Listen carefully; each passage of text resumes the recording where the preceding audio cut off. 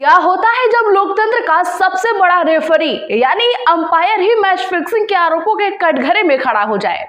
जब वो संस्था जिसकी आंखों पर पट्टी और हाथ में तराजू होना चाहिए उसी पर एक तरफ झुकने का इल्जाम लग जाए, वो तिलमिलाती है, बौखलाती है। और जब उसे समझ आता है कि चारों तरफ से घेराबंदी हो चुकी है, भागने का कोई रास्ता नहीं बचा, तो वो करती है एक जुगाड़, एक ऐसा जुगाड़ जिससे सांप भी मर जाए और लाठी भी ना टूटे। नमस्कार दर्शकों, मैं शिवानी। आज की ये कहानी किसी नेता या पार्टी की नहीं, ये कहानी है उस महान संस्था की जिसकी सिट्टी पिट्टी गुम है। ये कहानी है चुनाव आयोग के उस सेल्फ डिफेंस मोड की, उस हड़बड़ी में बनाए गए सेफ्टी वॉल्व की, जो उसने राहुल गांधी के उस हाइड्रोजन बम के फटने से ठीक पहले खुद को बचाने के लिए तैयार किया है, जिसके बारे में सोचकर ही सत्ता के गलियारों में सन्नाटा पसर जाता है। इस पूरे भूचाल, इस पूरे सुनामी के केंद्र में सिर्फ एक शख्स है, वो शख्स जिसके हर हमले के साथ चुनाव आयोग के दीवार की एक एक ईंट दरक रही है, और नाम है राहुल गांधी। राहुल गांधी ने जब वोट चोरी का नारा बुलंद किया तो ये सिर्फ एक चुनावी भाषण नहीं था, ये एक खुली जंग का ऐलान था। उन्होंने देश के सामने आकर आंखों में आंख डालकर बिना किसी लाग लपेट के कहा, ये सिर्फ एक चुनाव का सवाल नहीं है, ये हिंदुस्तान के लोकतंत्र की आत्मा पर सीधा हमला है। जब देश की संवैधानिक संस्थाएं, जिन्हें निष्पक्षता का प्रहरी होना चाहिए, सत्ता के एजेंट की तरह काम करने लगे, तो समझ लीजिए कि संविधान पूरी तरीके से खतरे में है। प्रधानमंत्री वोट चोरी करके सत्ता में आए हैं और चुनाव आयोग इसमें एक मूक दर्शक नहीं बल्कि एक भागीदार की भूमिका निभा रहा है। ये शब्द नहीं, परमाणु बम थे। पहले तो चुनाव आयोग ने अपनी पुरानी अकड़ दिखाई।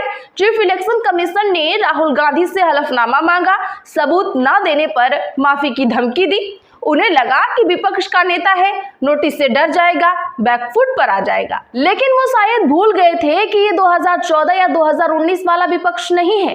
राहुल गांधी डरे नहीं बल्कि दोगुनी ताकत से पलटवार किया। वो कर्नाटका की अलंग सीट पर पूरा कच्चा चिट्ठा लेकर सामने आ गए, जहां कथित तौर पर एक सेंट्रलाइज्ड सॉफ्टवेयर के जरिए हजारों मुस्लिम और दलित वोटरों के नाम काटे गए। और फिर उन्होंने वो ऐलान किया जिसने चुनाव आयोग के हाथ पांव फुला कर रख दिए। ऐलान एक हाइड्रोजन बम छोड़ने का। किसी को नहीं पता कि उस बम में क्या है, कौन से दस्तावेज है, कौन सी वीडियो रिकॉर्डिंग है, और इसी अनिश्चितता के डर ने चुनाव आयोग को वो करने पर मजबूर कर दिया जो वो सालों से करने को तैयार नहीं था।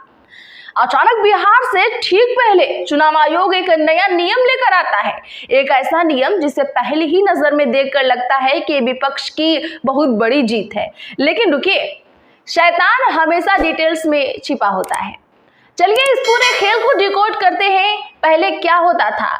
सुबह 8 बजे पोस्टल बैलेट की गिनती शुरू होती थी, 8:30 बजे ईवीएम की गिनती तेज होती थी और अक्सर शाम तक नतीजे आ जाते थे।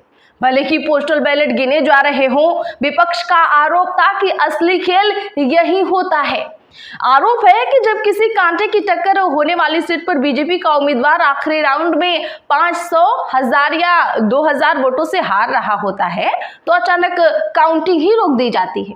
बहाना बनाया जाता है, अभी पोस्टल बैलेट की गिनती बाकी है। और फिर कुछ ही घंटों के रहस्यमय सन्नाटे के बाद खबर आती है कि हारी हुई बाजी पलट गई और बीजेपी का उम्मीदवार जीत गया।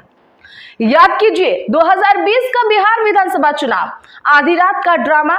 हिलसा सीट पर आरजेडी के शक्ति सिंह यादव को सिर्फ 12 वोटों से हारा हुआ घोषित कर दिया गया। कुरहानी में आरजेडी उम्मीदवार 712 वोटों से हार गया। आरजेडी चीखती रही, सबूत गिनाती रही कि पोस्टल बैलेट को रद्द करने में धांधली हुई है, लेकिन उनकी आवाज नक्कार खाने में तूती बनकर रह गई। अब चुनाव आयोग ने क्या जुगाड़ किया है वो सुनिए। नया नियम कहता है कि अगर पोस्टल बैलेट की गिनती बाकी है तो ईवीएम के आखिरी 2 राउंड की गिनती रोक दी जाएगी। जब तक एक एक पोस्टल बैलेट नहीं गिना जाता तब तक फाइनल नतीजे नहीं घोषित होंगे। सुनने में बहुत अच्छा लगता है ना? लगता है कि चुनाव आयोग ने विपक्ष की मांग मान ली, लेकिन यही तो इस जुगाड़ की खूबसूरती है। ये सुधार नहीं, सुधार का भ्रम है। विपक्ष की मांग ये नहीं थी, विपक्ष की सीधी और सरल मांग थी कि ईवीएम की गिनती शुरू तब की जाए जब सारे पोस्टल बैलेट गिने जा चुके हों, ताकि पहले ही दूध का दूध और पानी का पानी हो जाए, ताकि किसी को आखिरी मिनट में खेल करने का मौका ही ना मिले। लेकिन चुनाव आयोग ने क्या किया, उसने एक बीच का सेफ रास्ता निकाला। उसने कहा ठीक है, हम पूरी गिनती तो नहीं लेकिन आखिरी के 2 राउंड रोक देंगे। अब आप खुद सोचिए दर्शकों, भारत के ज्यादातर विधानसभा क्षेत्रों में औसतन 20 से 25 राउंड की गिनती होती है। कई लोकसभा सीटों पर तो ये 40 राउंड तक भी चली जाती है।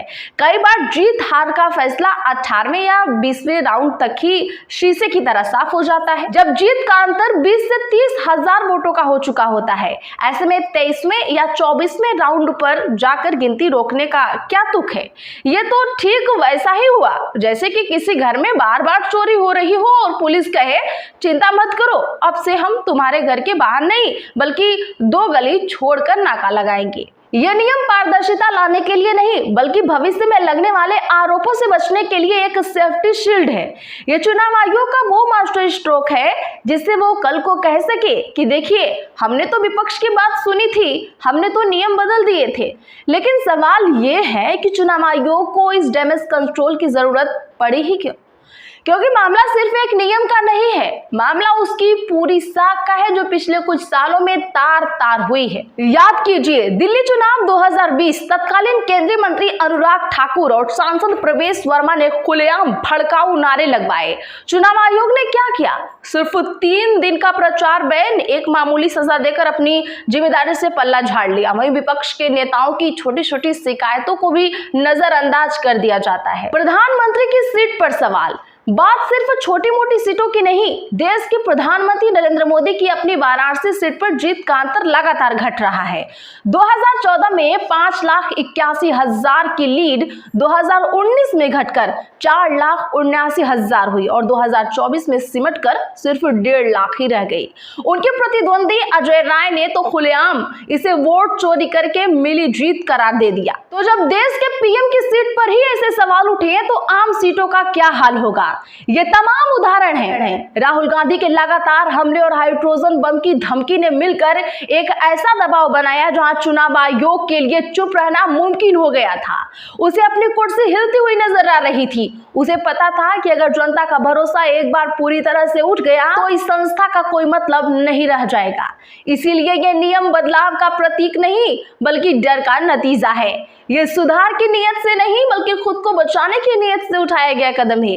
यह चुनाव आयोग का कबूलनामा है कि हाँ पहले की प्रक्रिया में खामियां थीं। ये उसका मौन स्वीकार है कि हाँ दबाव काम करता है। कहानी अभी खत्म नहीं हुई है दर्शकों, ये तो बस इंटरवल है। असली क्लाइमेक्स तो तब होगा जब राहुल गांधी अपना वो हाइड्रोजन बम छोड़ेंगे। चुनाव आयोग ने अपना जुगाड़ वाला कवच तो पहन ही लिया है, लेकिन क्या ये कवच उस बम के असर को झेल पाएगा या फिर से कागज की नाव की तरह बिखर जाएगा? इस महासंग्राम पर आपकी क्या राय है? क्या आप चुनाव आयोग की इस कदम को एक ईमानदार सुधार मानते हैं या फिर ये सिर्फ आंखों में धूल झोंकने वाला एक जुगाड़ है? तो आज के लिए बस इतना ही। आगे खबरों के लिए चैनल सब्सक्राइब करें और बगल में घंटे के निशान को जरूर दबा लें। वीडियो को लाइक शेयर करना ना भूलें।